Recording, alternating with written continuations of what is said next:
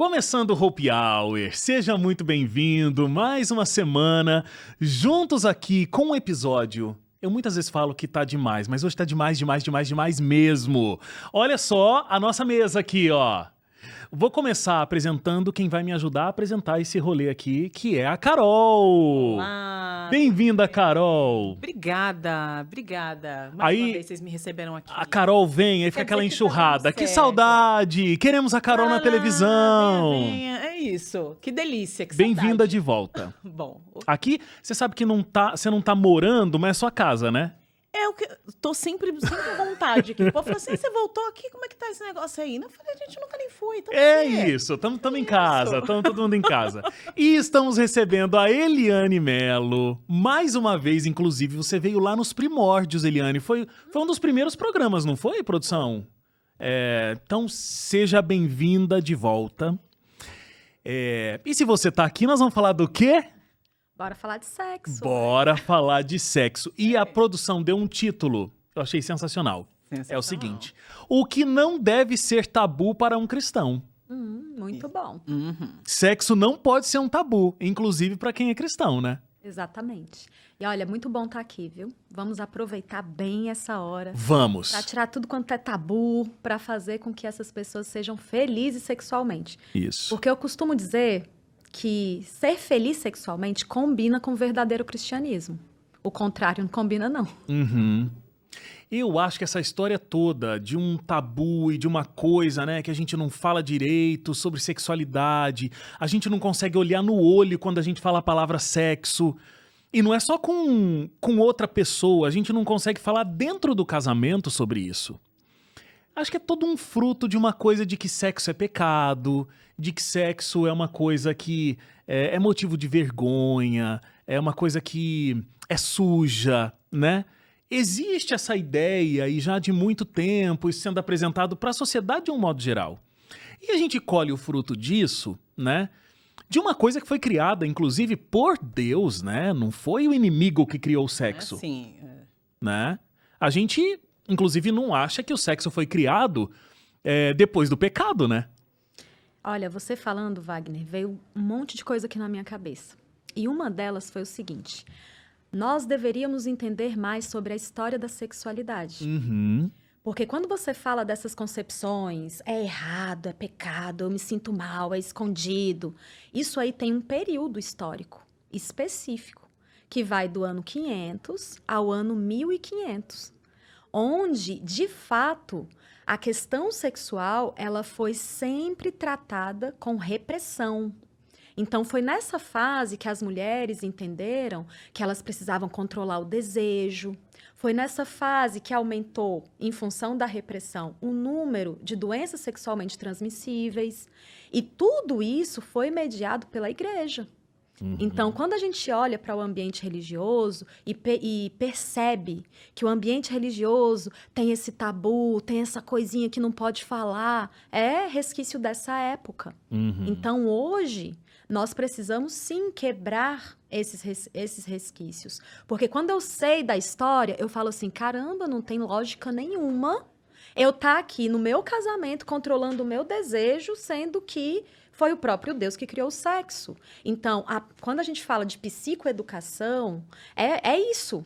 É poder falar para as pessoas por que isso acontece, e a partir do momento que ela entende o porquê que acontece, a cabecinha dela se reorganiza. E é tão interessante você falar desse aspecto, porque quando você está falando de um movimento histórico de repressão, e nós não vivemos nessa época, né? Nós vivemos num liberalismo, ou falso liberalismo, né? Uma ideia de, olha aqui, sexual, não, podemos falar sobre esse assunto, não, tá tudo bem. E aí o cristão, ele se posiciona contra esse movimento, né? Para se distanciar disso. Então, dá a entender de que a forma como os cristãos pensam, a forma como a gente se posiciona diante do sexo em casa, mesmo com tabu, etc., tem a ver com ir contra o que está acontecendo no mundo atual, mas não é, né? Não é o que você está falando aqui pra gente. Você está falando, olha, não, isso aqui é um movimento histórico, vem lá de trás ainda, não reflexo da atualidade. Isso, é um movimento histórico, e aí a gente pode entender da seguinte forma. Hoje, a gente tem uma divisão muito clara.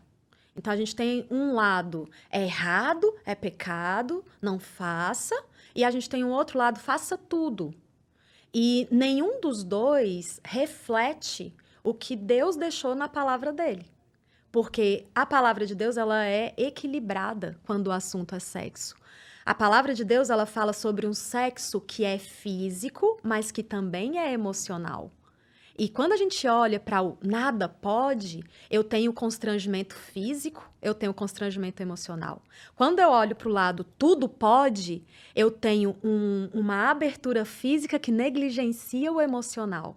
E a Bíblia traz esse equilíbrio físico e emocional para que, de fato, você consiga ser o ser sexual que Deus idealizou para que você fosse. Balança. Eu achei muito interessante. E aí eu até fico pensando nessa balança aí, né? Que se a gente pega esse contexto histórico que você trouxe, e é algo que, de certa forma, uma geração ainda carrega muito isso, que existe assim, o sexo é uma coisa muito masculina. E a mulher, ela tem que se reprimir muito sexualmente, né? Porque uma mulher que vai ser uma mulher prendada é uma mulher que praticamente não tem nenhum prazer sexual, né? Ela tá ali para atender aquele desejo do marido.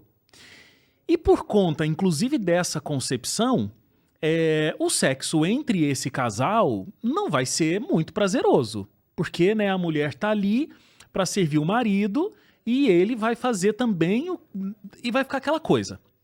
E aí fica aquela concepção de que o homem vai realizar os desejos sexuais dele fora de casa. Porque a mulher não vai realizar esses desejos. E assim, falando historicamente, né, e falando genericamente, aí a mulher, ela às vezes vai fazer isso também, mas a gente tem um histórico em que os homens traem mais do que as mulheres, porque eu acho que se criou uma demanda social de que o papel da mulher é esse, e aí a mulher vai ter uma repressão realmente, ela não vai se realizar sexualmente, mas ela também vai ficar ali no canto dela. E o marido também vai procurar fora. A forma também como o sexo é apresentado para os homens, né? Para os meninos, no a modo educação geral. Sexual, né? Exatamente. Sim. A gente resolve tudo isso aí, equilibrando os pilares sexuais. Uhum. Quando a gente olha para o sexo, eu gosto sempre de explicar assim, o sexo, ele tem 4 pilares. O sexo, ele é físico e ele é emocional, como eu já coloquei aqui, mas ele é diretamente influenciado por 2 outros fatores, que é o social e também o religioso. Então, esses 4 pilares fazem com que eu seja o ser sexual que eu sou, você seja o ser sexual que você é. Então, quando a gente olha para essa questão que você trouxe, Wagner, ela é muito específica dos anos 60. Uhum. Então, a gente percebe que nos anos 60, muitos estudos foram feitos na área da sexualidade, o que foi ótimo, mas nessa década começou-se um movimento de homem é assim, mulher é assado. E a gente perdeu o ser humano. Então, hoje, eu trabalho muito tentando resgatar o ser humano sexual. Porque esse aprendizado de que só homem gosta de sexo, ele é social. Esse aprendizado de que mulher é só emocional, que mulher não liga para sexo, que mulher nunca tá pronta, nunca quer, que o que importa é ela conversar, é emoção. Isso é um aprendizado social. Não tem nada de biológico nisso. Não, nós mulheres, vocês homens, nós temos uma propensão para o sexo. Então, os homens vão ter uma testosterona gritando, mas nós temos o nosso estrogênio que também grita. Uhum. Então, olha como é uma mulher quando ela está em período de ovulação. Uhum. Ela fica ali subindo pelas paredes. Só que existe uma barreira social. E essa barreira social, muitas vezes, nos impede de percebermos o nosso próprio corpo. Tem um estudo que eu gosto muito dele. Ele diz o seguinte, que as mulheres, 30% das mulheres, acordam excitadas. Agora, qual é a mulher que acorda? Ai, tô excitada. Olha, tô sentindo aqui um negócio, vou atacar meu marido. A gente não aprendeu socialmente nem a reconhecer o nosso corpo excitado. Não foi permitido. Não foi. Um dia desses eu recebi uma mensagem de uma adolescente no meu Instagram. E ela falou assim, doutora, eu quero muito te perguntar um negócio, eu tô morrendo de vergonha, mas é porque eu ando sentindo a minha vagina pulsando. Isso é normal? Bem-vinda ao desenvolvimento. Os meninos percebem ereção, as meninas vão perceber o quê? Pulsação. Agora, quando foi que as mulheres foram orientadas para reconhecer isso como uma resposta do corpo? A gente não foi orientado. Então, é uma construção social que precisa ser trabalhada. A situação do homem é muito mais reconhecível, digamos assim, né? E cômoda. É bom demais. Eu poder estar excitado, eu poder olhar para a pessoa e falar assim, olha, eu tô afim, você não tá, então vou procurar fora. Sim. Então, em função de uma construção social, a gente vê as estatísticas surgindo. Mas vamos voltar para a Bíblia? Tem um episódio bíblico que eu amo, que é quando Lia, ela tá conversando com Raquel, e aí chegam os filhos, né? E aí, um dos filhos lá da Lia traz umas frutinhas para ela, mandrágoras. E aí, a Raquel, que era glutona, Raquel não gostava de sexo não, viu? Ó, a Raquel, glutona, vira para a irmã e fala assim, me dá aí essas frutas. Aí a Lia fala, até minhas frutas você quer? Aí começa um conflito ali entre as irmãs. Mas a Raquel, que conhecia Lia, vira para a Lia e fala bem assim, Lia, se você me der essas frutinhas, hoje eu libero Jacó para você. Lia, que gostava de sexo, pegou as frutinhas, toma, fez uma troca. Quando Jacó chega do campo, a Lia já avisa logo, ei, hoje à noite é lá em casa, né? E aí o que acontece? Jacó vai para a tenda. A Bíblia, ela traz um movimento feminino com muito mais interesse sexual, com um despertar, um buscar, um mostrar. E tá tudo bem.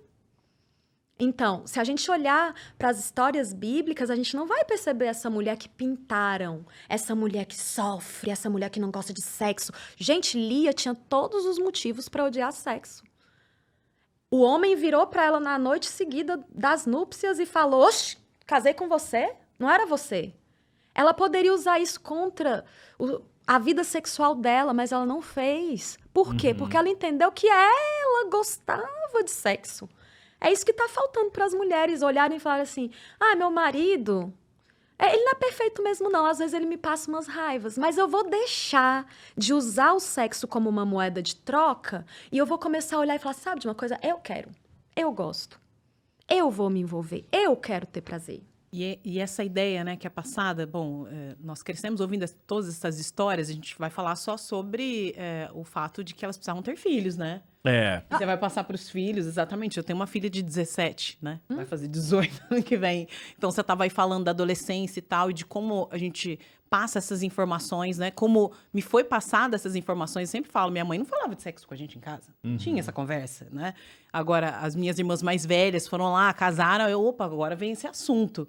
Aí lá em casa eu passava, nossa, a Fabiana, ela é muito pra frente. Como assim? Ela é muito pra frente falando nessas coisas. Mas era como a gente aprendia, foi assim que foi construída a minha ideia de sexo. E depois eu tive que ler, estudar. Recente, quando a Isabela foi crescendo, eu tive que ler de novo para entender como é que eu passo essa informação para minha filha. Então, o tabu, ele é tão enraizado, porque não importa o quanto, né? Imagina, que jornalista e tal, e isso, estuda e tal. Chega na hora de conversar com ela, não, peraí, deixa eu ler um negócio. Não, peraí, deixa eu ver como é que eu vou... como é que eu vou apresentar essa situação aqui, né? Falo com a minha filha, tem uma de 10... uma de 17. Não, como é que eu falo esse assunto? Não, peraí, que eu acho que eu não tinha que perder essa... No manual que eu li, tinha uma informação, uma palavra. É porque a gente tem medo de errar, né? A gente tem medo de errar, porque como a gente não teve uma educação sexual de qualidade, a nossa geração, de um modo geral, não teve, a gente não sabe como fazer. Tato. Eu não cheguei muito nessa esfera ainda, Quase. Mas claro, educação sexual é desde sempre.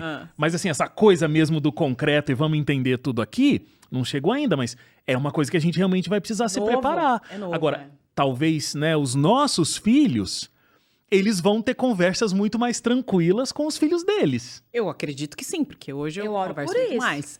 Eu oro por isso. Não Por só quê? ora, mas trabalha por isso, né, Eliane? Agora, exatamente. Por quê? Porque nós precisamos quebrar ciclos. É.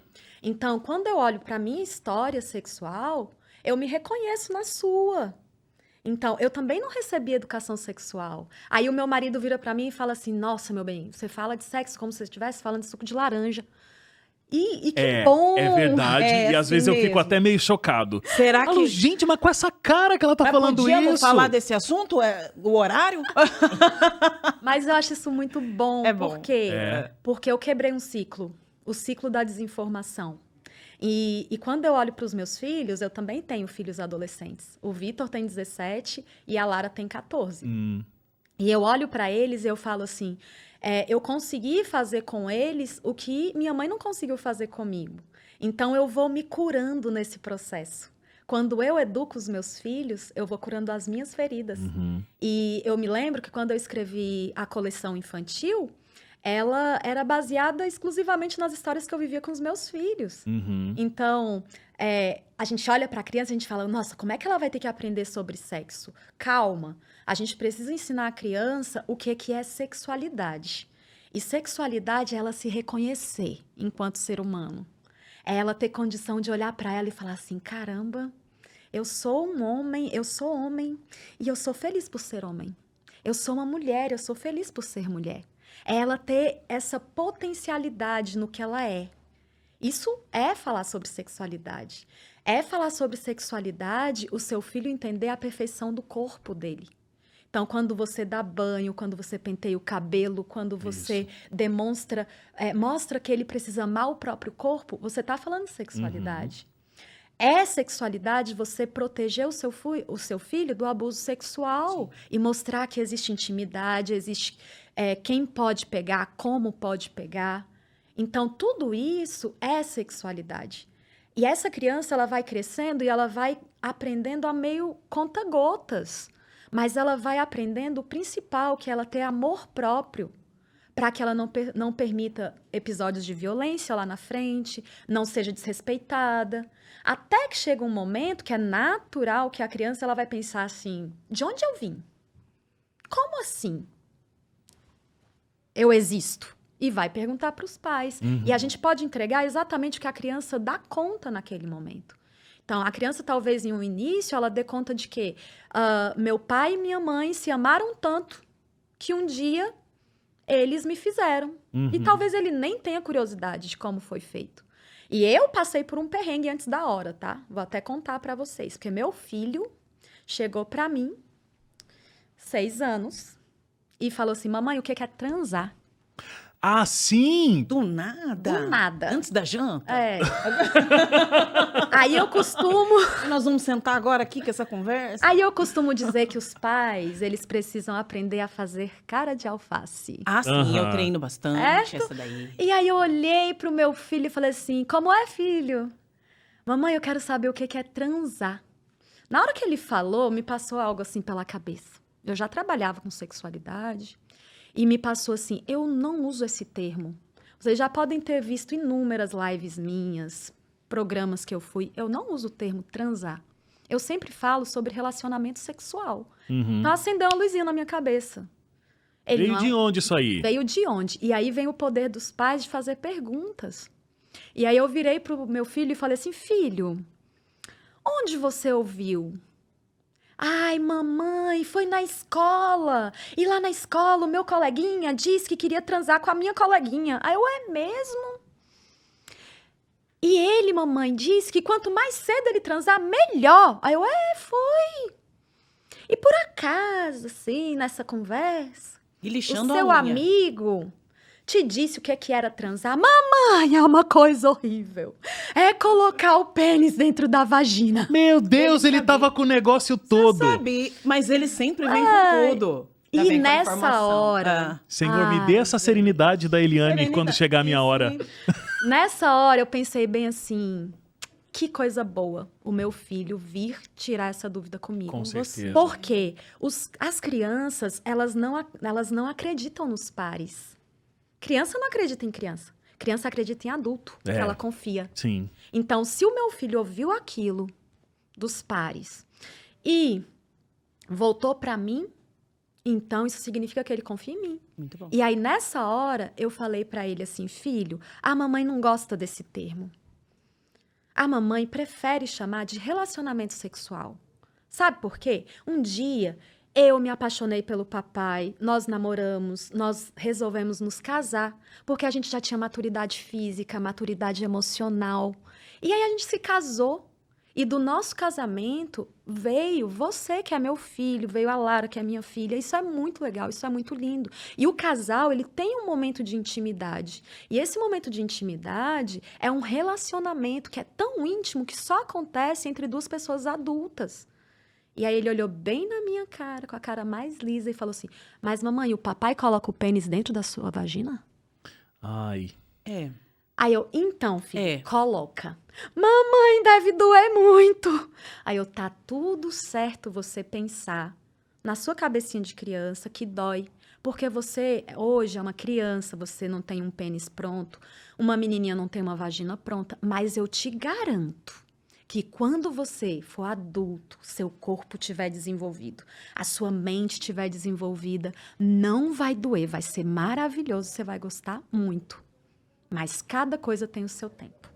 Aí ele olhou pra mim com um olharzinho assim, você tem mais alguma dúvida, filho? Não, mamãe, tudo certo. E eu fui bater aonde? Na escola. Com certeza. Porque tinha um menininho ali querendo transar com uma menininha e correndo atrás dela na escola. E o impacto disso tá muito relacionado à mídia, né?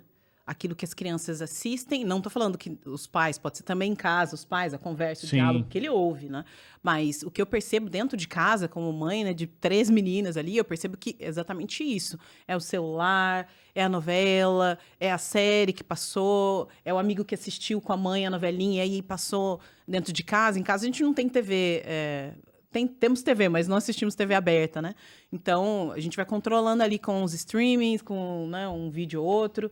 Mesmo assim, a todo momento aparece um comercial, aparece um negócio e a criança, ela pega no ar. É, Não, e a coisa não é tão só nesse momento, mas eu já falei aqui, inclusive, em outro podcast aí, que eu tenho uma mania de repetir as coisas, a produção me controla um pouco, é a questão da idade, mas tem uma pesquisa que fala uma quantidade absurda de crianças que antes dos 7 anos vai acessar pornografia. Então não é só aquela coisa de uma sensualidade já até agressiva, assim, que a televisão mostra, para uma criança, né?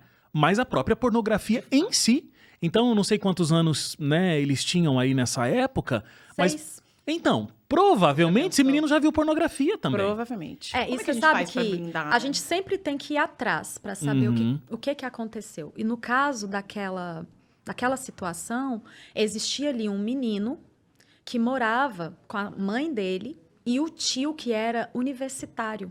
Então, ele recebia uma influência direta de um tio que, de fato, falava para ele que quanto mais cedo transasse, melhor. Mas vocês estão levantando aspectos que eu sempre me preocupo. Por quê? Eu quero ser a primeira pessoa a orientar meus filhos em relação a qualquer assunto, principalmente sobre sexualidade. E se nós nos calarmos enquanto pais, enquanto igreja, existe aí um mundo que está gritando. E o nosso papel é fazer com que essa criança, esse adolescente, entenda a diferença desse ambiente com princípios e valores e entenda esse outro ambiente onde tudo pode, para que ele comece a ter um crivo. Então, esse é o nosso papel também. Muito então, bom. eu quero ser a primeira. Ó, deixa eu falar umas coisas aqui que a produção tá enlouquecida, porque já era pra eu ter falado faz tempo, mas a conversa engrenou e é boa demais. Mas assim, ó, você sabe, a gente sempre tem um estudo atrelado aqui aos nossos programas, né? Então hoje eu quero falar mais uma vez, né? A gente tá falando aqui muito no mês de setembro, você que tá assistindo a gente agora em setembro e não lá no futuro, do lançamento do estudo Felizes para Sempre com a Esperança. Então, se você acessar o link novotempo.com/casamento, você vai entrar nesse estudo. Ele é muito rico, ele é muito legal porque ele se divide em duas trilhas, digamos assim, né? Você vai começar a fazer esse estudo bíblico e num determinado momento a Esperança vai te mandar um link para você enviar para o seu cônjuge. Porque aí a Esperança vai perguntar se você é homem ou mulher e você vai fazer o estudo bíblico com coisas que são muito importantes para você que é homem e para você que é mulher, separadamente. E lições que são conjuntas. E aí você pode mandar para o seu marido ou para sua esposa e ele ou ela vai ter esse outro olhar. Então é um estudo bíblico muito interessante. Uma das lições é a sexualidade, outra lição é a comunicação, fala sobre perdão. São 7 temas, se eu não me engano, né, produção? Acho que é isso. São 7 lições muito ricas para o casamento. Então, novotempo.com/casamento vai te levar direto para o WhatsApp da Esperança para você fazer esse estudo bíblico. E aí, já que a gente está recebendo a Eliane aqui, a gente teve muito recentemente aí a live do Sem Tabus. O Sem Tabus voltou, mas foi só por uma noite. E aí, ó, tem as imagens antigas aqui do Sem Tabus. É você, Eliane? Sou Olha, de aparelho! A Eliane foi a última convidada do Sem Tabus na televisão. E a gente trouxe a Eliane nessa live. Ela está disponível aí no YouTube e também no NT Play. Você pode acessar porque a nossa conversa foi muito rica. Tá bom? Então, novotempo.com/casamento, o estudo, que tem uma das lições que é sobre sexualidade. E aí o Sem Tabus, que a gente teve a Eliane, o Leandro Quadros e o Odailson, novotempo.com. Tá bom? NT Play, falei errado, falei Novo Tempo? ntplay.com. E aí tem no YouTube do NT Play, também tá disponível. Deixa eu puxar um gancho aqui, porque assim, a Carol falou que a gente vive esse momento um pouco diferente ali desse período, essa nova geração principalmente acredita ou vive uma situação de liberdade sexual. Agora, dentro dessa questão da liberdade sexual, então, antes a gente estava falando de um excesso, né? Onde tinha uma repressão e tudo mais. Agora, talvez a gente fale de um outro excesso, ali numa outra esfera. Uhum. Então, pode fazer sexo a qualquer hora, quanto mais cedo, melhor. Enfim, todas essas questões que envolvem gênero e toda essa situação. E você falou uma coisa, que o sexo ele tem a questão fisiológica, mas ele tem também a questão emocional. Quais são as consequências emocionais dentro dessa liberdade sexual que essa nova geração tem vivido? Então, primeiro, vamos entender assim. É na adolescência que esse corpo vai amadurecer. Uhum. Mas você concorda comigo que o corpo amadurece muito, muito antes da cabeça? Muito. Muito antes. Então, nós temos vários estudos na área da psicologia que chega à seguinte conclusão. Nós vamos estar mais maduros emocionalmente, nosso cérebro ali maduro, com 24 anos. Uhum. Então, teoricamente, a gente poderia olhar e falar assim, para uma pessoa dar conta do que uma relação sexual pede, ela precisa, então, ter maturidade física e emocional. Uhum. Então, ela deveria esperar esse amadurecimento emocional, que é posterior ao físico. E aí, hoje, a gente tem uma outra lógica funcionando. A lógica de seu corpo está pronto, faça. Só que a gente tem que entender, sexo, ele sempre é marcante. Eliane, fiz sexo com 100 pessoas. Dessas 100, eu fiz com 90, que foi só por um desejo ali e pronto. Não queria ter relacionamento nenhum. Mas você esqueceu? A gente não esquece. Então, o sexo, ele nos marca profundamente. Tanto fisicamente quanto emocionalmente falando. Então, se eu fosse olhar para os prejuízos, né, desse sexo sendo feito antes da hora, pode gerar ansiedade, pode gerar como é que eu diria? Pode gerar uma visão equivocada do que realmente é o sexo. Uhum. Como se o foco do sexo fosse simplesmente o corpo, a reação, quanto mais, melhor. E isso é ruim para o ser humano. Porque o ser humano ele se objetifica através do sexo. Então, esse processo de objetificação ele é péssimo e é uma consequência de um sexo que é feito de uma forma imatura. Uhum. Nós gostamos muito de falar também, e até em exagero das doenças sexualmente transmissíveis, que agora não é mais doença, tá? Agora é infecção. Então, infecção sexualmente transmissível. E eu brinco até com essa mudança. Por quê? Por que mudou? Nomenclaturas. Porque a doença trazia um negócio assim ruim, né? Tô com uma Isso. doença venérea. O pênis tá caindo, a vagina tá podre. Pronto. Era essa construção que tinha na nossa cabeça. Quando eu coloco infecção, É uma coisinha. infecçãozinha Passa. de garganta, besteira. Então, infecções sexualmente transmissíveis, elas são reais, elas vão acontecer com o sexo de quem é imaturo. Você vê pessoas adultas que não se protegem. Agora, a gente poderia até fazer uma crítica maior ainda aqui. E quem diz que camisinha protege de tudo? Um pedaço de plástico protege? Será? Fica o questionamento. Então, a gente vai ter, assim, um adolescente, uma pessoa que ali está imatura, que ela não vai dar conta de lidar com a frustração de não ser procurado depois, com as consequências de achar que o corpo não é suficientemente bom. Sentir descartável. E a objetificação, e a ansiedade, e a depressão. Vocês acreditam que existem estudos que mostram que os homens, eles são capazes de se matar porque eles não têm se eles não tiverem uma resposta sexual de acordo com o que eles pensam? Mulher não se mata porque...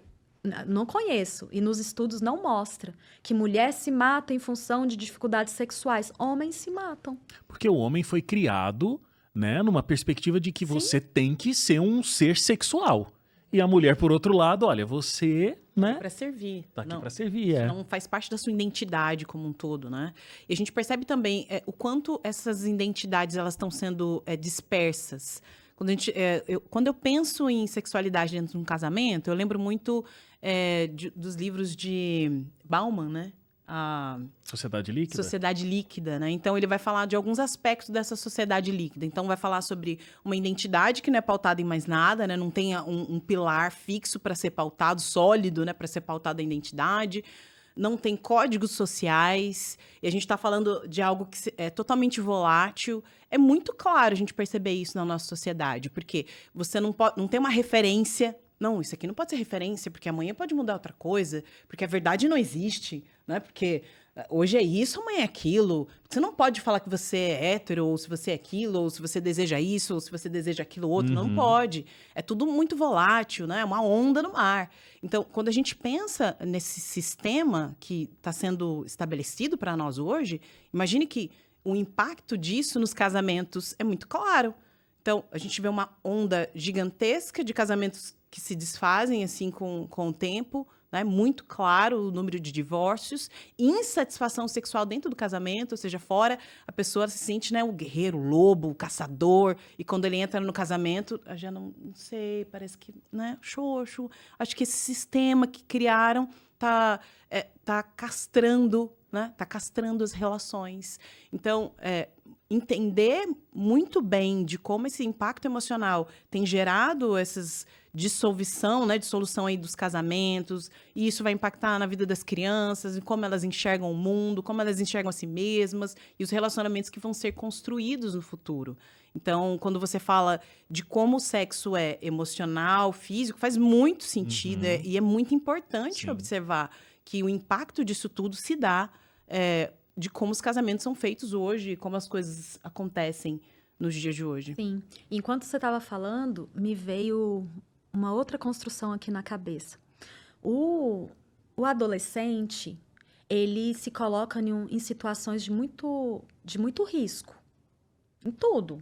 Né? A gente pode ir para o álcool, para as drogas. E com o sexo não é diferente. Então, quando eu vou para uma sociedade que ela é pautada no prazer, eu tenho adolescentes que literalmente estão se destruindo, porque eles começam a experimentar de tudo, e aí a gente vê a influência da pornografia que você tinha citado, e o que acontece? E a gente tem estudos que mostram isso hoje, que essa criança, ela começa a assistir muito cedo pornografia.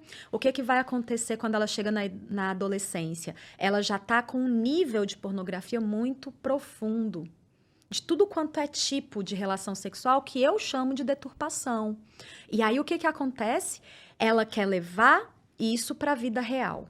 E quando ela leva, que tipo de relacionamento é construído ali? É um relacionamento que é pautado no meu prazer, mesmo que seja através do seu sofrimento. Porque a mulher, ela vai ser vista ali pela pornografia como 3 buracos. 3 buracos para serem explorados de todas as formas.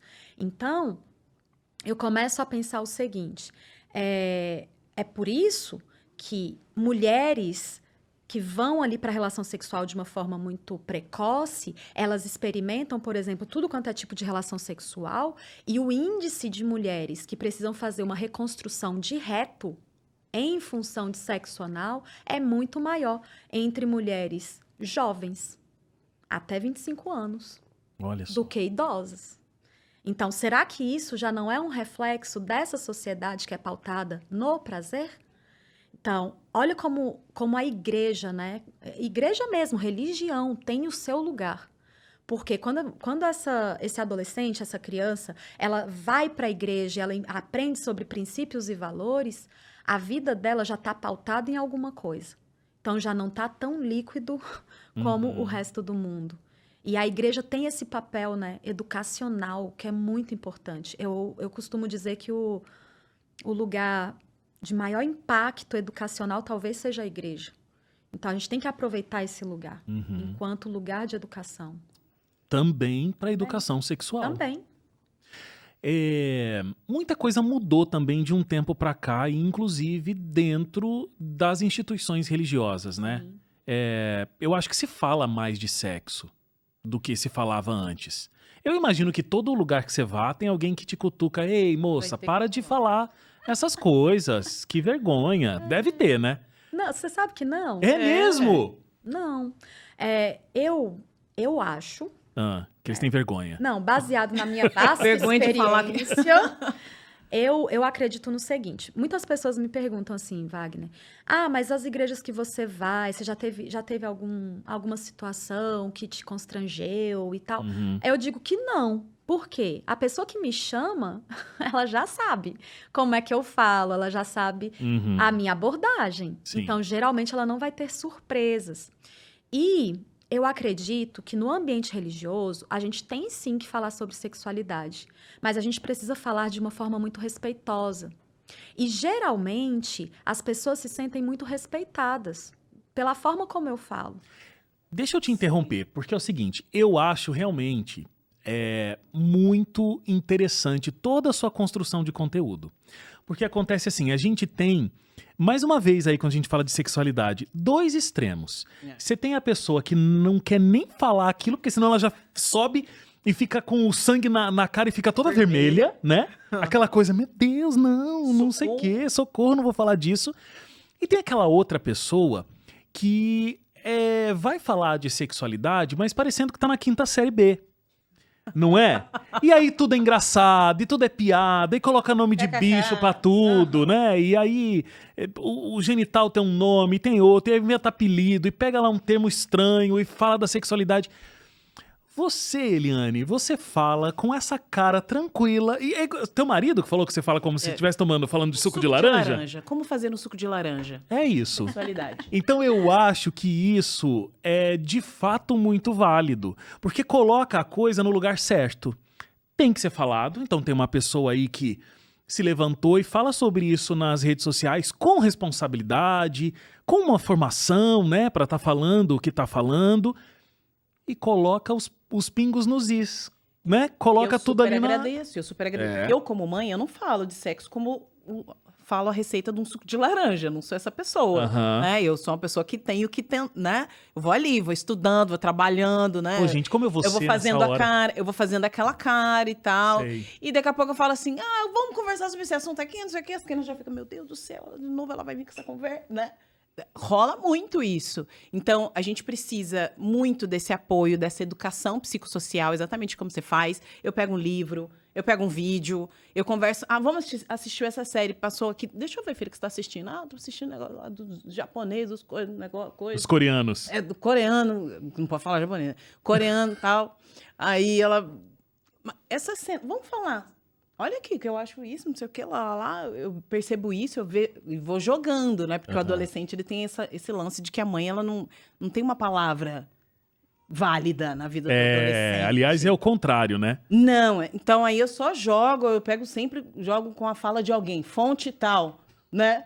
Aí você vê de Deliane aqui, o meu celular, aqui, vamos assistir um negócio aqui, né? Aqui é uma live. Menina, não é... Olha que coisa! caiu uma live aqui no meu feed. Mas é muito importante. A gente precisa de Claro. pessoas que falem sobre esses assuntos de forma leve, tranquila, que sejam cristãs, porque senão ficamos ainda em saias justas. E o que eu penso? Eu penso assim, quando a gente junta a ciência e quando a gente junta a Bíblia, a gente está com tudo respaldado para poder falar tranquilamente. E o adolescente, ele busca coerência. Então, assim, não adianta. Você já está ensinando, viu, Wagner? Quero te dizer. O momento da conversa vai chegar, mas os seus filhos já estão percebendo tudo no ambiente. Porque Não, teve uma esses dias que eu... É que, assim, a minha esposa é que estava no controle da situação. A conversa era com ela. E aí eu agradeci ao Senhor, porque era com ela. Foi com ela. Mas foi uma coisa assim, que eu não lembro assim qual foi o plot da coisa. Mas a minha filha chegou não de um jeito tão claro quanto seu filho falou, mas foi uma pergunta tipo assim, como é que os bebês vão parar na barriga de alguém? E a minha esposa explicou. Falou assim, olha filha, os bebês vão parar na barriga porque um homem e uma mulher, né, eles se casam. E quando eles se casam, eles têm uma coisa de ficarem muito próximos, muito íntimos. E é assim que os bebês vêm. Minha filha, mas como? Porque, né, muito íntimo? Que isso? Eu imaginei que essa resposta não ia satisfazer sua filha. Ainda mais que a Carol... Eu só ouvindo aqui pensando, será que ela caiu nessa? Porque a Carol conhece a minha filha, ela eu é acho que terrível. tem que descer uns 3... Eu tive que pegar um livro com a minha, tá? Né? Livro. Não, tem que estar tudo muito claro. Ela... Mas a minha esposa explicou, falou assim, olha filha, acontece uma proximidade tão grande quando existe o casal, é tanta intimidade, eles ficam tão próximos assim, que existe uma semente que sai do papai, vai pra mamãe, isso se junta, essas duas sementes, a que já tá lá dentro da mamãe, com a que o papai colocou lá dentro, e aí o bebê começa a se formar. Eu não sei como que ela imaginou isso, ela tem 8 anos, mas ela não perguntou, porque não tem a coisa de que é o pênis, é a vagina, não tá concreto isso na cabeça dela, né? Ela, entendi. É o que temos até o momento. Vamos esperar cenas do próximo. Teremos. Eu tenho uma bebê de 5 meses, a Antonella. Então, quando um bebê nasce, já começa essa conversa. Com certeza, né? Eu já tava esperando, gravidei. Eita, Lili, vamos falar desses assuntos aí, vamos lá.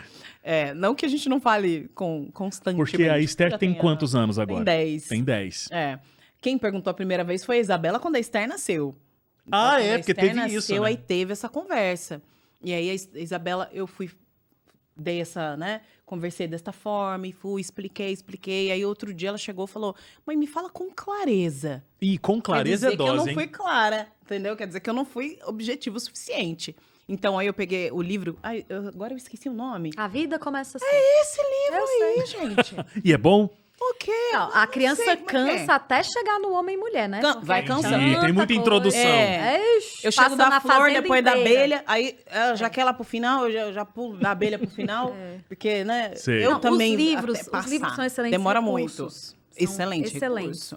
Tanto é que quando eu escrevi a coleção infantil, eu escrevi 6 livros, porque cada livro vai cuidar de um pilar da sexualidade.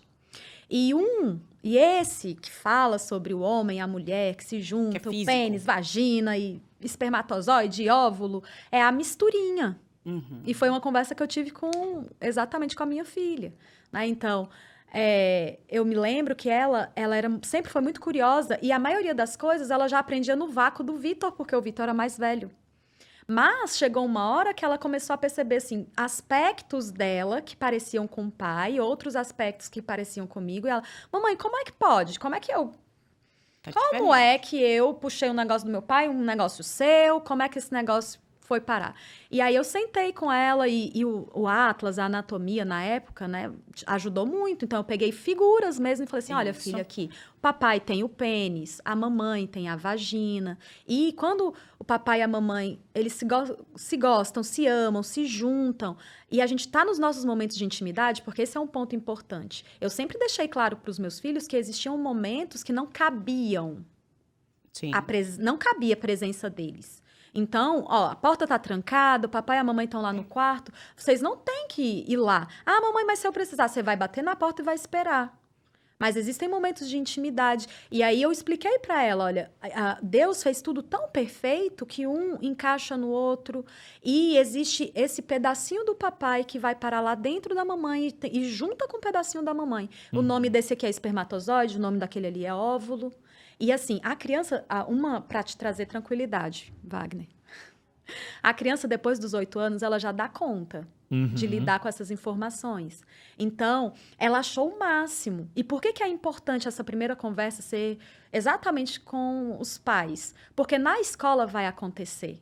Não vai ter jeito. Não vai ter jeito. E eu me lembro que o Vitor, quando teve essa aula na escola, ele chegou para mim e falou assim, mamãe, então você só fez sexo 2 vezes na vida, né?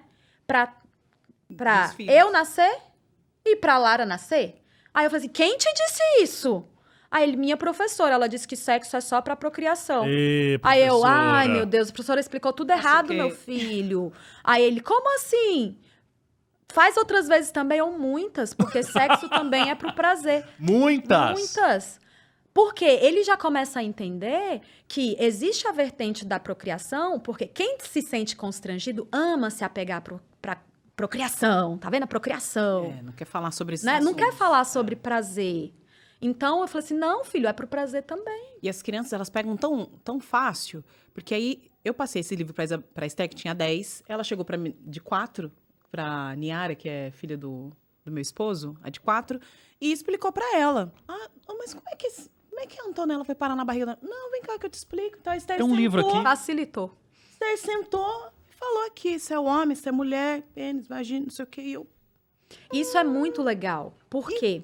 Eles rolou ali aquela aprendem... conversa. Eles aprendem com naturalidade. Sim. E aí, esse tabu não é construído. Isso é bom. Então, Aí eu pensei, é eu quebrei alguma coisa aqui. naturalidade. Eu quebrei. Agora, a gente tá nesse caminho, assim, né, de falar sobre educação sexual e dos filhos e tudo mais. Agora, o casal também, né, em si, os praticantes do sexo, precisam conversar mais sobre esse assunto, né? Eu acho que, de um modo geral, os casais precisam conversar mais, do tipo... Bom, eu acho assim, né? A comunicação, de um modo geral, do casamento vai influir na qualidade da sexualidade, mas falar propriamente do tema sexualidade é muito importante. A gente tem um problema aí. Por quê? Porque as pessoas acham que elas simplesmente fazem sexo. E que sexo não é uma coisa para ser conversada. E quando resolvem conversar, fazem do jeito errado. Qual é o jeito errado? Só pra saber. Deixa eu saber onde eu tô. Imagina. Não sei se eu sei falar. Imagina que o marido, ele tá ali tocando a esposa. Aí a esposa pega e fala assim, ai, não é assim que eu gosto. Tô sentindo nada. Péssimo.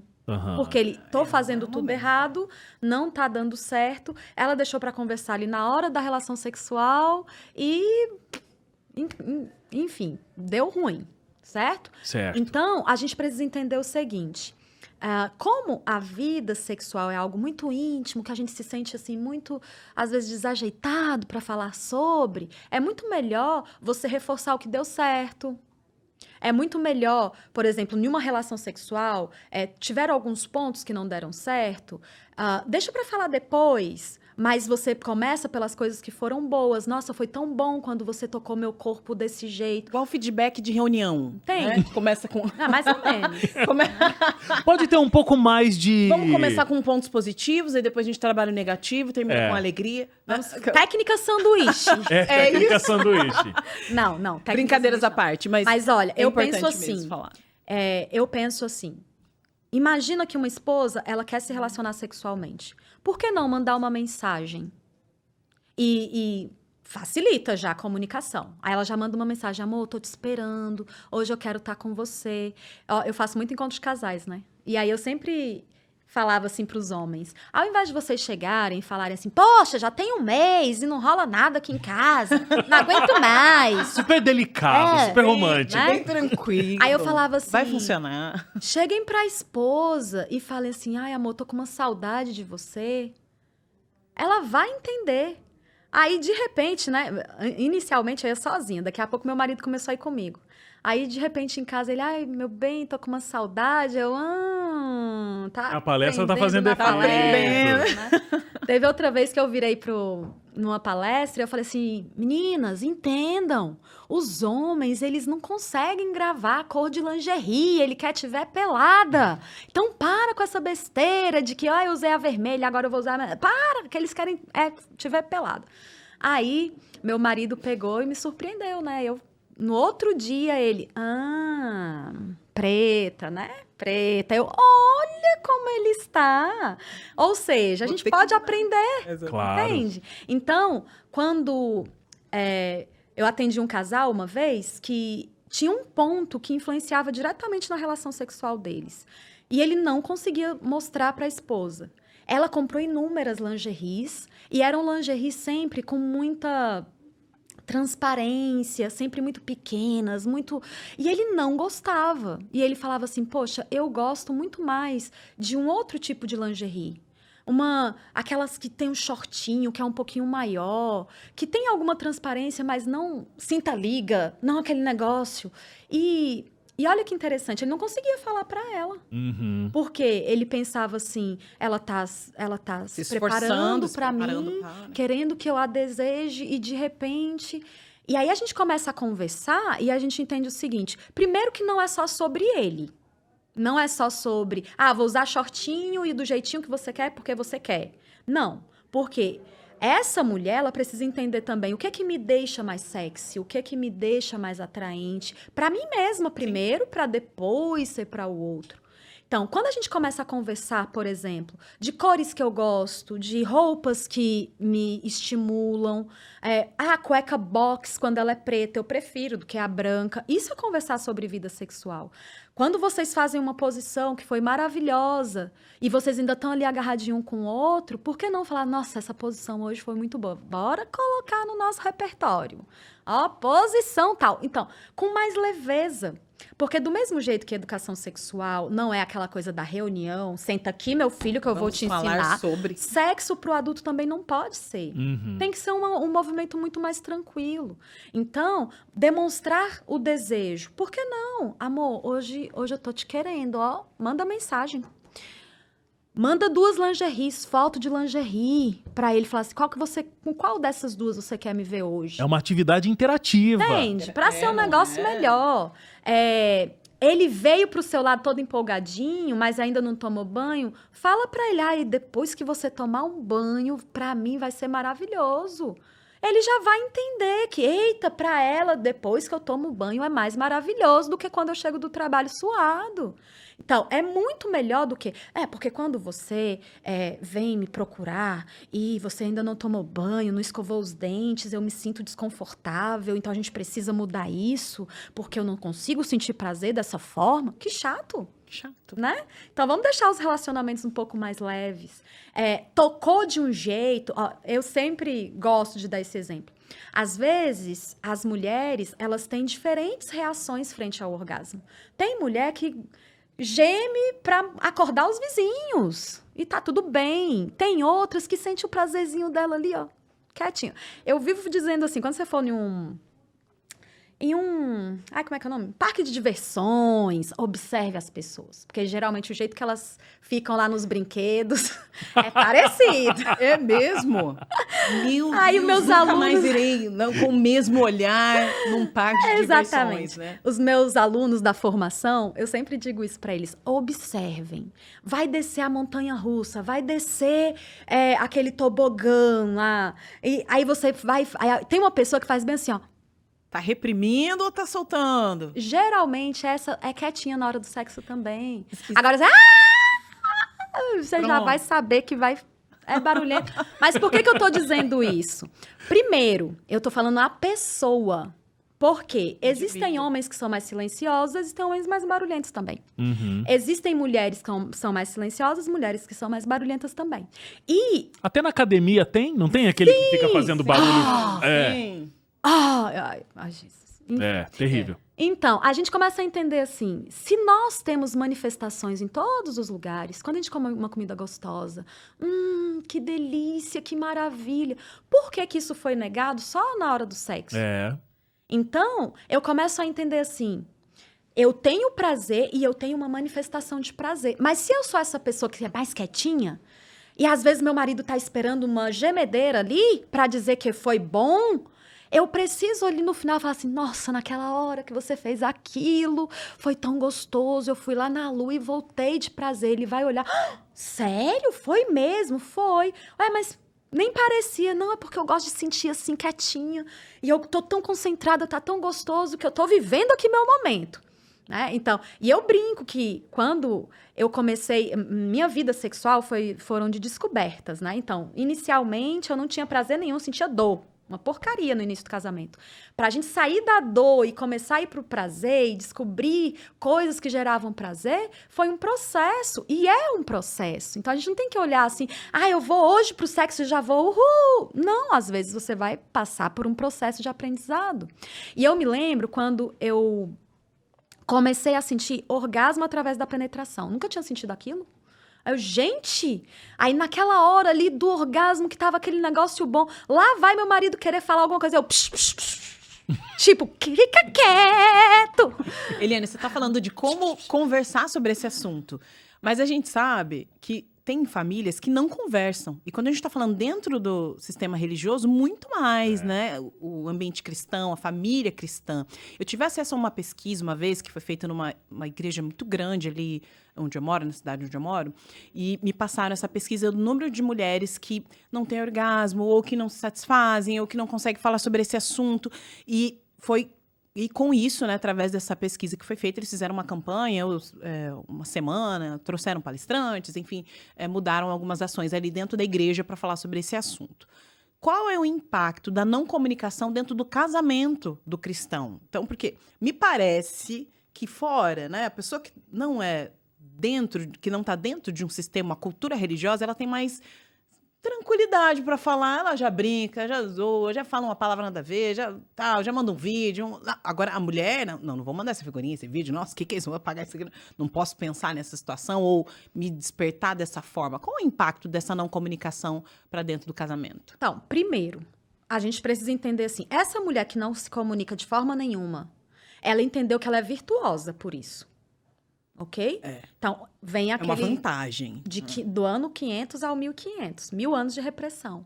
Então, a gente começa a entender o seguinte. Não fala por quê. Não fala e não demonstre de jeito nenhum, porque a gente precisa entender que existe um processo de comunicação verbal e não verbal. Às vezes, a pessoa ela não conversa com facilidade sobre o que ela está sentindo, mas ela está demonstrando de alguma forma ali na relação sexual. Eliane, eu sou muito tímida. Eu não tenho coragem de falar para o meu marido que ele não está me tocando do jeito certo. Mas você consegue pegar a mão do seu marido e colocar do jeito certo? E fazer um movimento em cima da mão dele? Isso é comunicar também. Entende? Então, a gente tem um grande problema em relação às mulheres que não sentem orgasmo, que foi o exemplo que você trouxe. Por quê? A maioria das mulheres que não sentem orgasmo, elas fingem orgasmo. Ou seja, elas estão se comunicando. Elas estão passando a ideia para o marido de que tá tudo certo, você tá acertando. Então, a gente precisa entender assim, de fato, ela não se comunica e ela finge, e ela traz um outro prejuízo, de que tá tudo bem, e esse marido vai cair de costas no dia que ela fala assim, não, eu não sinto prazer. Nunca senti. Entende? Porque existem pessoas, e isso é o mais comum nas pesquisas, são mulheres que fingem o prazer para agradar o homem, porque se eu não fingir o prazer, ele vai achar que ele é péssimo de cama, e existe um mito construído de que é o homem que dá prazer para a mulher. E não é.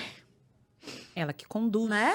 Porque o homem, ele vai ser ele vai ser muito importante nesse processo. Mas você concorda comigo que o homem pode estar cheio de boas intenções, tocando, estimulando, fazendo tudo direitinho. E se essa mulher tiver com a cabeça nos filhos que estão no quarto do lado, que talvez estejam ouvindo alguma coisa, ela não vai para canto nenhum. Então, o prazer sexual é um caminho que esses dois precisam percorrer juntos. Eliane, se não percorrem juntos, qual o prejuízo disso? Alguém está se negligenciando aí?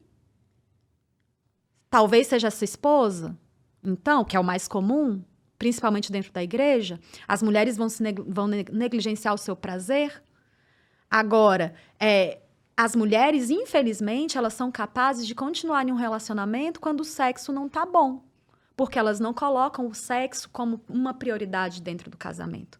Então, é quase que um mal que eu preciso dar conta. Faz parte do Entende? meu papel. Então, se mais igrejas fizessem esse tipo de pesquisa, descobrissem como anda a sua comunidade, orientasse melhor o marido e a esposa e evitar que concepções equivocadas continuassem. Eu me lembro de uma vez que eu fui fazer um encontro de casais em Palmas. E a gente ficou num hotel. E no domingo de manhã, uma senhorinha veio conversar comigo. Ela tinha uns 65 anos. E no sábado à tarde eu tinha feito uma palestra exatamente sobre como chegar ao prazer. E aí, aquela senhorinha chegou assim na hora do café, ela se agachou ali pertinho de mim e ela falou assim: minha filha, eu tenho um negócio para te contar. Eu amo, né? Eu conta. Menina, fala. Aí ela, Deixa eu pegar essa pipoca. olha, ontem, pela primeira vez na vida, eu senti um orgasmo. Uau. E aí, naquela hora, eu fiquei, assim, muito emocionada, porque o que me veio na cabeça? Eu não pensei inicialmente, caramba, 65 anos, essa mulher nunca teve orgasmo. Não pensei isso. Eu pensei assim, o que esse casal precisava era de uma informação de qualidade para que ela tivesse condição de chegar ao orgasmo. Então, eu percebo o seguinte, muitos casais, eles vão ter o prejuízo de nunca vivenciarem uma vida sexual de acordo com a vontade de Deus. Eles nunca vão chegar ao prazer máximo que Deus nos deu. Porque dormir é bom, mas não revira o olhinho. Comer é bom, mas não revira o olhinho também. Existem inúmeras atividades que são prazerosas, mas não tem jeito. O prazer máximo, ele só é alcançado com o sexo. Tem um ápice do prazer, né? Sim. O orgasmo é isso. O orgasmo é a sensação máxima de prazer. É uma sensação de pré-morte. Vou morrer, vou morrer, vou morrer. Não morri. Tô viva. Quero fazer de novo. Entende? Então, quando a gente começa a entender que o nosso Deus nos planejou seres sexuais para que a gente vivenciasse tudo isso dentro do casamento. E eu não tô vivenciando, então não tá combinando com o cristianismo que você carrega. Agora, uma outra situação. Porque a gente tem essas situações, assim, máximas, né? Como essa mulher, 65 anos, né? E nunca teve um orgasmo. Mas eu acho que também existe o caso de casais que se integravam muito bem sexualmente, talvez ali nos primeiros anos de casados e tudo mais. Depois de um tempo, sei lá, 10, 20, 30 anos de um casamento, onde a atividade sexual ainda, né, ela precisa existir, esse casal tem ali, inclusive os dois têm um orgasmo, porque, né, se acostumaram com esse caminho e tal, mas eles não vivem esse ápice do envolvimento sexual de fato. É aquela coisa mais pra cumprir tabela. Ah, esse mês vamos ver, né? Todo ano tem Natal e tem o nosso sexo, todo ano. Sim. Né? Ai, que triste. Que triste. Triste.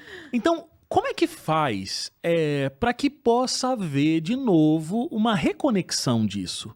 E a sexualidade possa ocupar esse lugar de prazer tão intenso que Deus criou que a gente, né, tivesse. Reacender Olha, a chama. eu gosto. Reacender a chama da paixão. Mas eu gosto de trazer um conceito. Existe muita beleza na rotina. Quando a gente ouve falar sobre sexo, uma das primeiras coisas que a gente escuta é o quê? Precisa quebrar a rotina. E eu costumo dizer que não é a rotina que a gente tem que quebrar. A gente tem que quebrar a monotonia. Uhum. Porque esse casal, ele se afastou porque o sexo começou a acontecer naquele script. Então, a monotonia, ela começou a tomar conta do que deveria ser uma rotina sexual, no sentido de acontece algumas vezes na semana, de formas diferentes, a gente tem caminhos diferentes para o prazer. Então, a rotina ela é bem-vinda, mas o que traz malefício é a monotonia. E aí a gente tem um outro problema, por quê? Como a gente não entende de vida sexual, a gente não sabe sobre a resposta sexual. E a resposta sexual ela tem 4 fases. Tem o desejo, a excitação, o orgasmo e a resolução. E a gente aprende através de uma educação que vem muito da indústria sexual, que sempre tem que ser intenso, que sempre tem que ser diferente. Mas você concorda comigo que uma hora seu repertório vai acabar, minha filha? Uma hora foi na lavanderia, outra hora foi no banheiro, uma hora foi de ponta cabeça, uma hora a coluna não dá conta, uma hora as crianças chegam em casa e limitam ali esse movimento sexual. Então, a gente precisa começar a entender. Existe beleza na rotina e existe um desejo sexual que não é bem o que a indústria sexual pintou para você. Então, quando a gente fala sobre desejo sexual, não é só esse lado intenso, não é só essa coisa diferente. Existe o que a gente chama de desejo sexual responsivo, que é algo que você constrói. Então, é como se você colocasse ali, vou dar um exemplo, colocar na agenda. Colocar na agenda... Ai, Eliane, isso é muito broxante, colocar sexo na agenda. Mas imagina, na sua agenda, você tem inúmeras atividades que você desempenha no dia. O almoço está na sua agenda? Não. Parar pro almoço. Ali, você tem que ir. Vai acontecer. Né? Você vai triste? Não. Que coisa triste, tenho que almoçar. Olha só, tá na minha rotina. Muito pelo contrário, Não, você a vai gente dando vai aquela feliz. hora, a gente tá já, Aliás, nada mais importa, só o almoço. Só o almoço. Então, a gente deveria enxergar o sexo assim. A gente deveria enxergar o sexo... a gente pode fazer, por exemplo, quando chega crianças em casa, quando a gente tem uma dinâmica que é mais corrida e que a gente começa a perceber que a gente está se perdendo um do outro. Qual é o melhor dia para a gente se encontrar? Eu já tive casais em terapia que eles combinaram. Cada sexta-feira, um vai preparar algo de diferente para o outro. Não é coisa exorbitante, não. Às vezes é só assim, olha, hoje eu vou fazer o jantar no seu lugar e depois a gente vai ter nosso momento de intimidade. Olha, hoje eu preparei para você uma massagem. Uma vez por semana, para ser algo que traga um vigor. Então, o que eu preciso deixar claro para todo mundo que está escutando a gente? Se nós deixarmos a convivência, a rotina, entrar dentro dos nossos casamentos, a gente vai cair na monotonia geral. Mas, ó, verdade seja... Vou abrir o coração aqui. Eita, abre. Não, verdade beber seja água. dita. Bebe água aí enquanto vamos fazer essa Porque terapia. a gente gosta de ter terapia grátis aqui também, né? Sim, vamos aproveitar. E eu preciso trazer aqui a verdade pra você, né? Porque pra pessoa se sentir amiga, né? Eu tenho uma filha de 5 meses, né? Um bebê de 5 meses. Dormimos? Graças a Deus, a gente trabalha muito com corretivo. Cadê a olheira? Não Aqui, tem? Ó, maquiagem aqui. Parabéns pro camarim da Novo Tempo. Parabéns, arrasaram, né? Aí ela tava falando ali, pensando, nossa, dia tal, tem dia que eu penso, pô, tô cansada, hein? Ou tô cansada, eita, não dormi uma semana, né? Só eu não dormi, a pessoa tá meio feliz ainda. Falei, e essa felicidade? Vamos pôr onde essa felicidade? Porque como é que vai ser isso aí? Né? Mas então, veja bem... Não, eu tô... E eu tô dizendo isso, né? Porque eu eu gosto, eu amo, eu faço, tá tudo certo. Mas pensa na rotina do dia a dia, aquele desespero, e criança, e você não dorme, e a criança acorda. E quando você tá animada, a criança anima mais, porque a criança tem um alerta, né? A criança não pode ver a mãe animada. A mãe muito animada, a criança fica animada junto, aquele desespero. Então, quando a gente chega nesse... eu tô aqui falando brincando, mas essa que é a realidade quando a gente pensa numa rotina familiar. E, de fato, quando a gente não planeja colocar isso na agenda, talvez não aconteça na frequência que a gente queira que aconteça.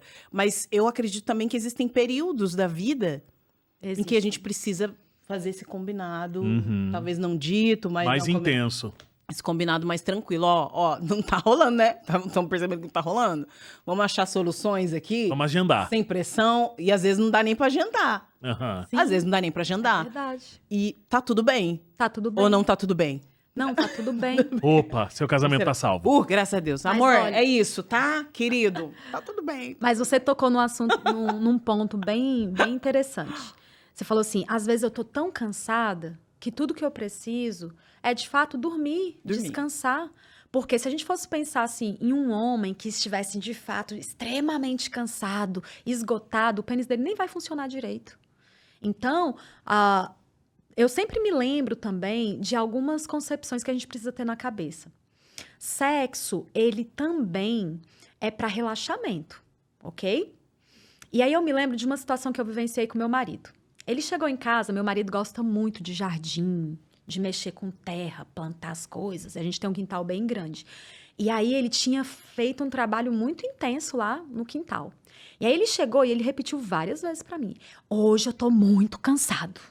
Hoje eu tô muito cansado. Eu não tô aguentando nada. Nossa, minhas pernas estão doendo. Ele reclamou tanto que ele tava cansado que eu falei assim, meu Deus, hoje Tem eu vou nada. tomar um banho, vou entrar no quarto assim, deitar ali na minha caminha e pronto.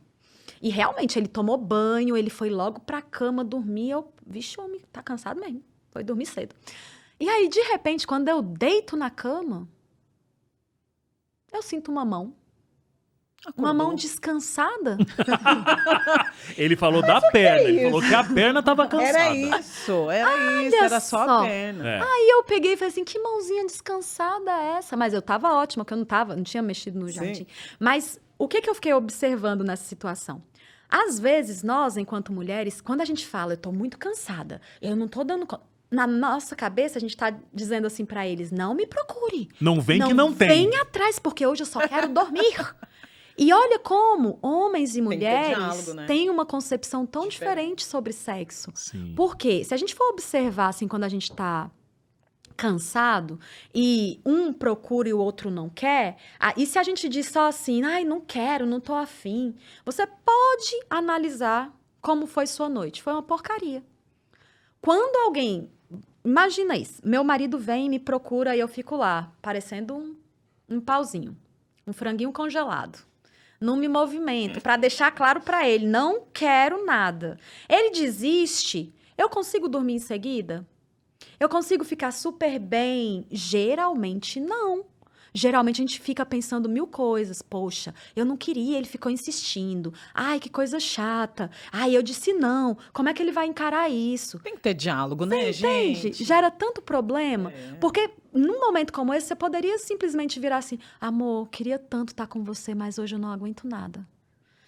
Amanhã de manhã. Amanhã de manhã. Bora, amanhã de manhã? Tranquilo. Ou então, o acordo, que eu sempre dou, assim, eu sempre gosto de falar isso, o acordo da pizza. Imagina que você vai comer uma pizza. Aí você conversa com seu marido, você fala assim, amor, bora pedir uma pizza? Bora. Você tá com muita fome ou pouca fome? Ah, eu tô com muita fome. Eu comeria 6 pedaços. Ah, não tô com muita fome, não. Eu comeria 2. Você pede a pizza grande, ok, ele come muito, você come pouco. Por que a gente não olha pro sexo e pensa assim, como é que eu tô hoje? Eu tô com muita fome? Porque se meu marido tá com muita fome e eu já tô só o pó, por que ele, então, não pega esse momento para ele ser mais ativo nesse dia? E ele vai lá, e ele tá com mais energia, e ele trabalha mais, ele se movimenta mais, e eu recebo mais. Seja protagonista. Ok, então vai lá, meu filho, você tá com muita fome, o papel é seu, tudo certo. E eu recebo. Mas o receber, ele também exige envolvimento. Então, você vai se envolver, você não vai ficar lá e que saco, termina logo. Não é disso que eu tô falando. Eu tô falando de, eu tô cansada, mas tá gostoso, toca, estimula, legal. Eu não vou ficar numa posição que me canse muito, eu vou ficar num momento ali de maior descanso. Se no outro dia eu já tô mais empolgada, eu tomo as rédeas disso. E a gente vai entrando nesse acordo. E tá tudo bem. Fluido. E se um dia precisar dizer, hoje não rola, tá tudo bem também. Porque não significa que um não acabou nosso casamento.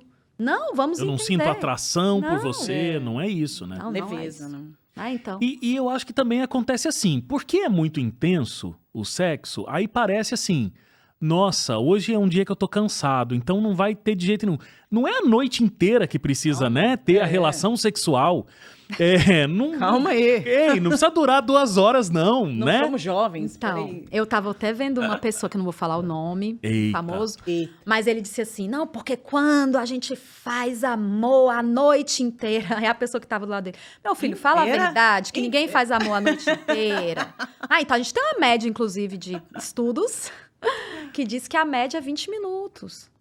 Então, às vezes, a sua resistência ali de, hoje não sei o quê, vai durar, Gente, é 15, 20 minutos. entende? Então, por que não se envolver? E a mulherada tem muito disso, né? Não quero, mas depois que foi, tá legal, né? E isso é desejo O sexual difícil é descer responsivo, pro parquinho, mas depois que você mulher. desceu, tá tudo bem. E esse é o ponto. Quando a gente fala de desejo sexual responsivo, a gente olha esse sexo que não começou pelo desejo, ele começou pela excitação. Então, foi a mãozinha descansada que te encontrou e você fez uma pergunta. Por que não? Por que não me envolver? Por que não deixar acontecer? E daqui a pouco termina e você fala, nossa, foi tão bom, vou dormir mais relaxada agora, mais feliz, mais tranquila. Então, o sexo, ele precisa ser algo leve. Ele precisa ser algo tranquilo, ele precisa entender, a gente precisa entender o momento que a gente está vivendo.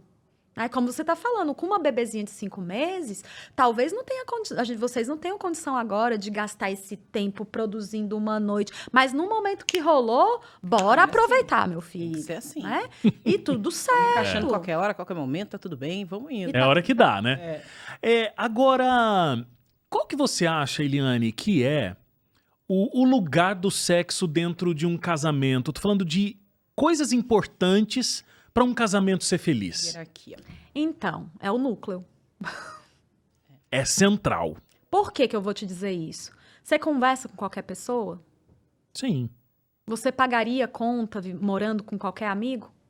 Uhum. Você poderia, inclusive, criar seus filhos na falta da sua esposa com sua mãe? Uhum. Então, só tem uma coisa que você faz exclusivamente dentro do seu casamento. Com a sua mulher, com o seu marido. Sexo. E eu sei que as pessoas, muitas vezes, elas olham para isso e falam assim, ai, meu Deus, eu não quero ouvir isso, eu quero ouvir que a comunicação é a coisa mais importante do meu casamento.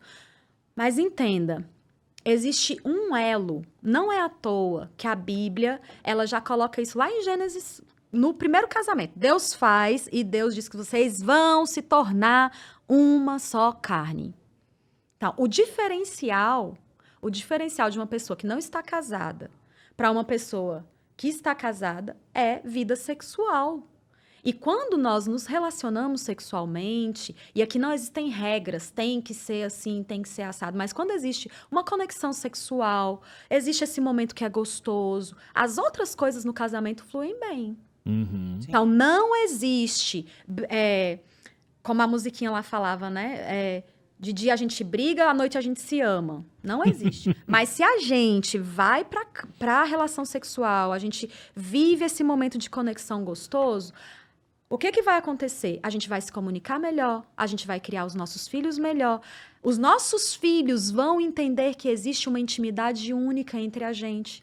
Eles vão pegar no ar que casamento é um negócio que vale a pena. Olha que interessante, você está colocando no outro polo, né? Porque a gente sempre ouve o contrário, não é? Não, olha, quando tudo flui bem, quando a comunicação vai bem e tal, isso Aí vai é que- refletir lá no quarto, vai refletir na cama.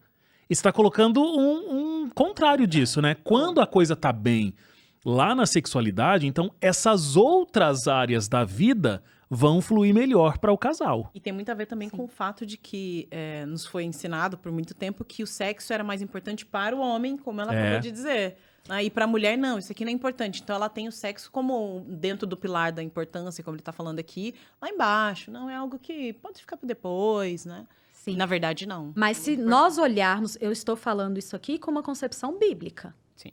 Então, se a gente olhar para a Bíblia, a gente vai encontrar o quê? E se tornaram uma só carne. Quantos exemplos de histórias, claro, culturalmente falando, era daquela forma que acontecia, mas vamos imaginar Isaac e Rebeca. Eles se conheciam? Não. O servo foi lá buscar a Rebeca. No dia. trouxe quando ela... aquele ali é o meu senhor. Ela queria dizer assim, aquele ali é meu futuro marido, deixa eu me cobrir. Por quê? Porque ele só vai me ver lá na intimidade. E já foi para a intimidade. E ali, no relato bíblico, tem uma coisa assim que me arrepia. Porque a Bíblia ela deixa claro que Isaac se consolou da morte da mãe. Então, sexo não é só para momentos perfeitos. Sexo não é só para quando sua vida tá maravilhosa, quando tá tudo incrível. Sexo é para te reorganizar. Sexo é para fazer com que você se sinta tão íntimo do outro, que você esteja de fato conectado. Isso tem a ver com o hormônio que a gente libera. Imagina a mulher, ela libera ocitocina na hora do sexo. Ocitocina é o hormônio do amor. Quando a mulher tá parindo, ela libera ocitocina para ela ver o bebê e falar assim, ai, esse meu bebê, eu amo. Ela libera ocitocina. Quando ela faz sexo, ela libera ocitocina para ela se conectar, para ela amar aquela pessoa. E o homem? O homem libera vasopressina. Vasopressina é o que faz o homem, depois do sexo, falar assim, essa é a minha mulher. Fiz ela ter prazer, olha aí, ó, igual Cantares. Olha aí, ó, deixei ela de perna bamba. Sulamita lá, ai, me traga uvas, passas, estou fraca, consigo nem andar. Aí o homem que olha isso fala assim, que homem que eu sou, que mulher que eu tenho. Olha o prazer que eu fiz ela sentir. Essa é a mulher que eu quero cuidar. Essa é a mulher que eu quero amar. Então, sexo tem tudo a ver com intimidade, com conexão, com respeito. Sexo é a cola que une essas pessoas.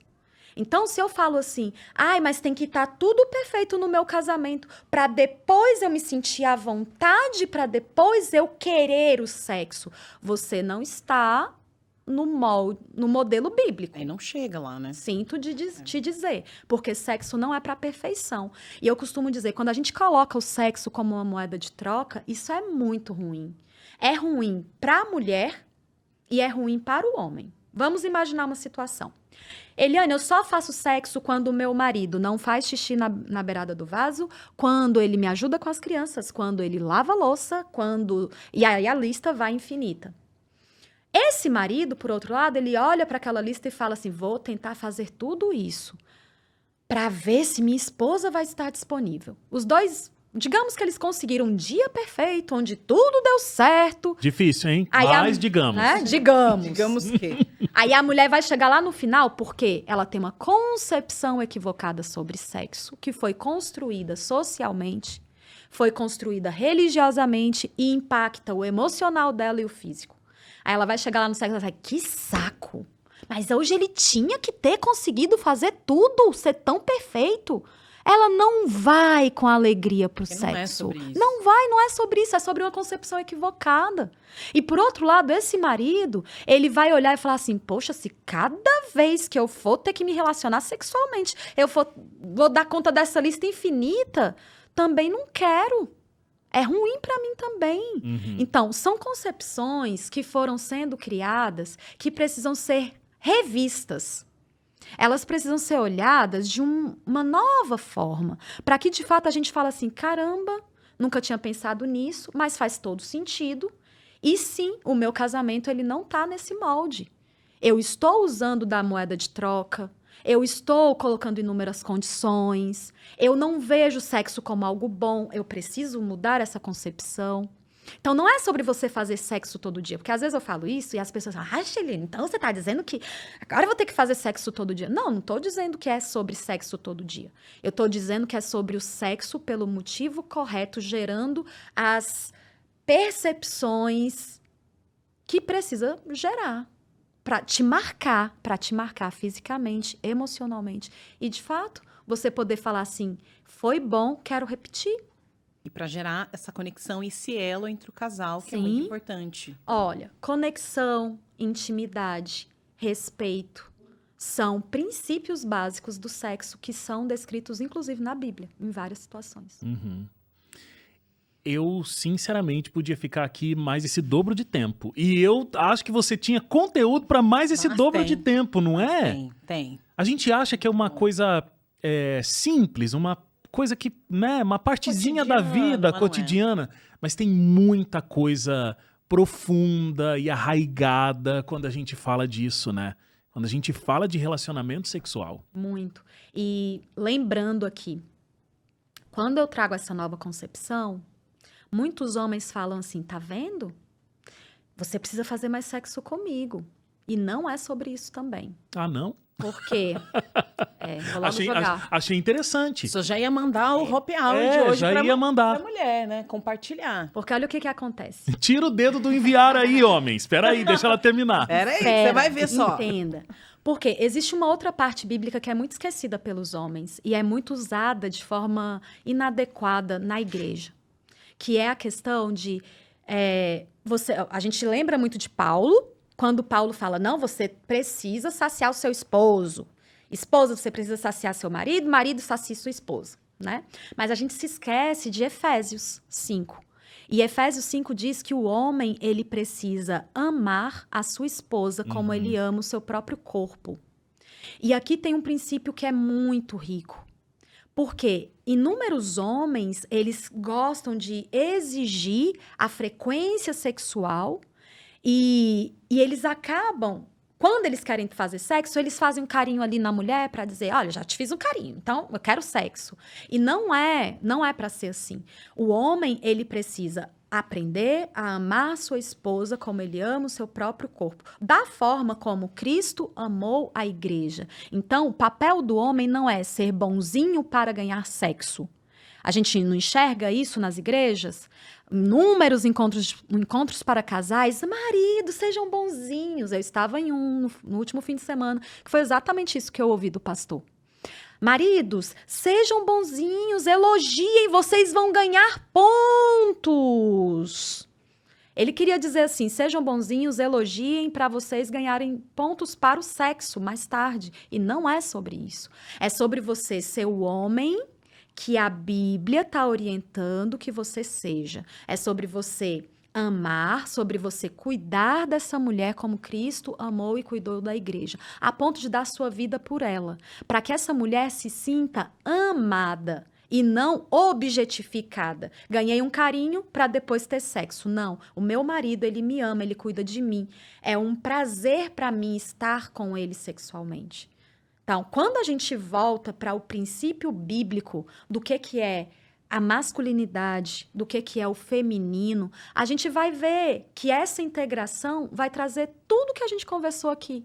Vai trazer essa leveza, vai trazer essa tranquilidade de se comunicar, vai trazer esse aprendizado mútuo que o sexo promove, vai trazer uma compreensão sobre o outro. Poxa, eu entendo que hoje o seu dia não foi bacana, tá tudo bem.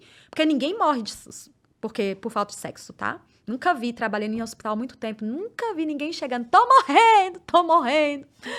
Ai, falta de ar. Nada.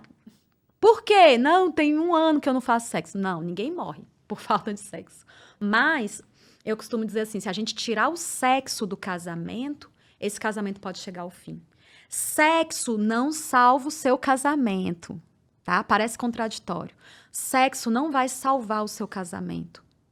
Não, porque existem vários outros aspectos que precisam estar nesse casamento. Mas se você tirar o sexo para ofender, para machucar, porque eu não gosto, o seu casamento vai chegar ao fim.